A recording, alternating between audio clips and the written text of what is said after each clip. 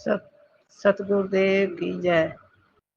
बंदी छोड़ सतगुरु रामपाल जी भगवान जी की जय। सत साहिब भगत जी। मेरी एक बहन गुड़गांव में है। उसको परमात्मा ने सपन में दिखाया कि हम जो 5 ज्योति वाली आरती करते हैं, इससे पूरी पृथ्वी पर रोशनी हो रही है। और इंद्र को देखकर चिंता हुई और उसने ब्रह्मा विष्णु महेश को धरती पर देखने के लिए भेजा कि ये रोशनी इतनी प्यारी प्यारी कहाँ से आ रही है। और परमात्मा भी साथ साथ दिख रहे थे। तो उसने पहले विष्णु को भेजा। विष्णु की पुजारन थी ये पहले, तो इसलिए परमात्मा ने इसी को आगे करा। तो इससे ऐसे मतलब कुछ दिखाया तो विष्णु को कुछ नहीं पता चला कि ये रोशनी कहाँ से आ रही है।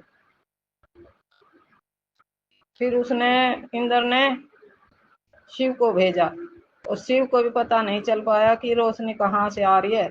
और उसके सामने जो भी कोई आ रहा था वो अपना एक गंडासा जैसा हथियार है उससे गर्दन काट रहा था और परमात्मा पीछे पीछे देख रहा था।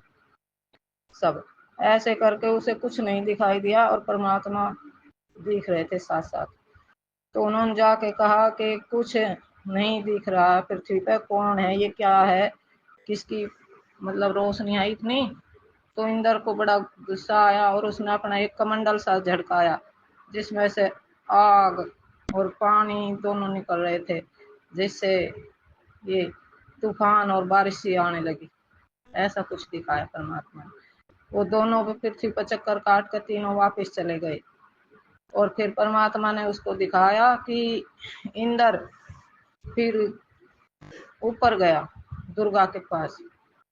तो उसने दुर्गा से कहा कि पता नहीं क्या है, किसकी ये हो रही है पूजा और इतनी सुंदर रोशनी सी पृथ्वी फैल रही है। तो दुर्गा भी चिंतित हुई और वो एक साधारण स्त्री का रूप बनाकर और पृथ्वी पर घर घर घूम रही है, बहुत स्पीड से, मतलब सबके घर घर घूम रही थी।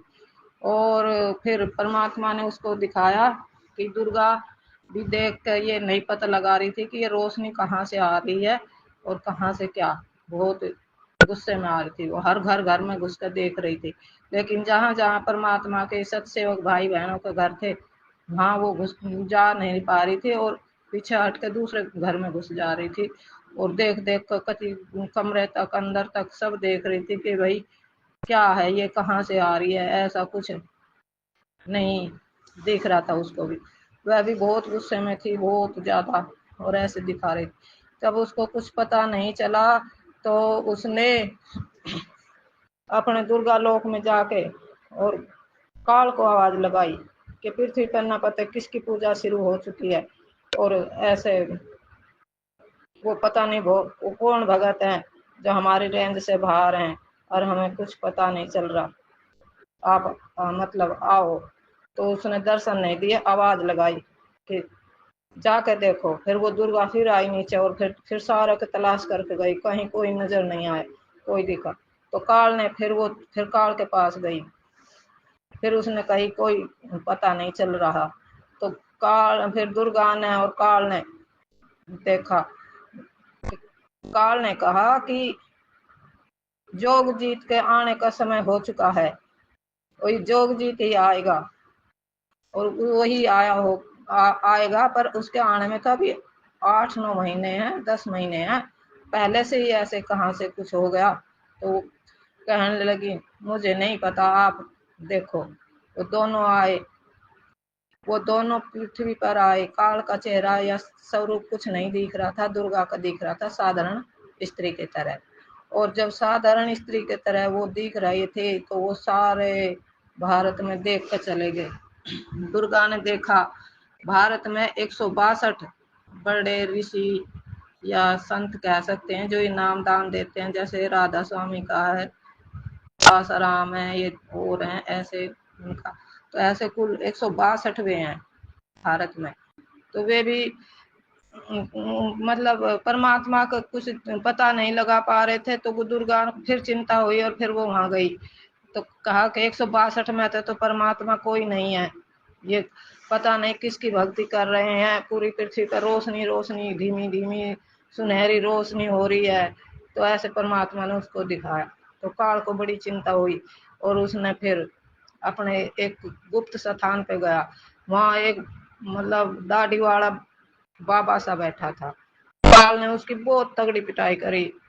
मतलब वो दिख रहा था, बाबा तो दिख रहा था, काल पीटता पीटता नहीं दिख रहा था। और कह रहा था बता, तू पहचानता है उस संत को, तू पहचानता है उस संत को शकल, तू बता कैसा है वो, कैसा है।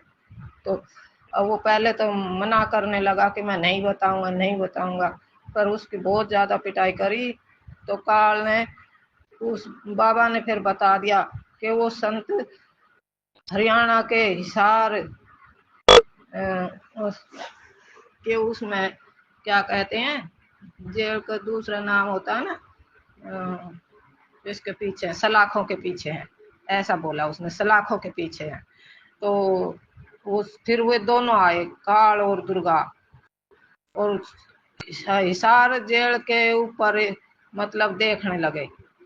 तो परमात्मा ने पूरी जेल के ऊपर रोशनी सी फैला दी, मतलब बहुत प्यारी प्यारी सी रोशनी फैला दी।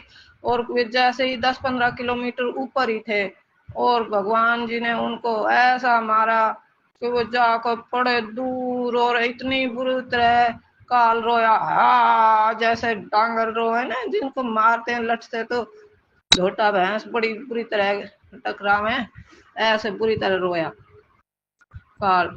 और कहने लगा ये तो कोई अच्छी पावर शक्ति है। ऐसे ऐसे उस काल ने फिर जाकर देखा, तो परमात्मा ने उसको ये सब दिखाया। और मतलब हमें तो उस टाइम जैसे बहन बता रही थी तो कुछ हंसी भी आ रही थी कि काल की ऐसे परमात्मा ने पिटाई करी, इतनी बुरी तरह रोया। पर हमें ये भी लग रहा था ये सच है, परमात्मा हमारी रक्षा कर रहे हैं। और भाई जी, काल बिल्कुल धरती पर आ चुका है, और दुर्गा भी एक साधारण स्त्री के रूप में घर घर घूम रही है, और बहुत तांडव मचा रही है संत को ढूंढने के लिए। और उन्होंने कहा कि भाई संत का समय आ गया है आने का, पर वो जोग जीत के रूप में ही ढूंढ रहे हैं अभी भी। तो हमने ज्ञान आधार से दोनों बातें कर रहे थे कि भाई जोग जीत की तो फोटो भगत जी ने पहले ही 2 साल पहले फड़वा दी, वरना आज हम ठगे जाते, वो घर घर में घुस जाते। परमात्मा जो करवाते हैं पहले ही करवा देते हैं।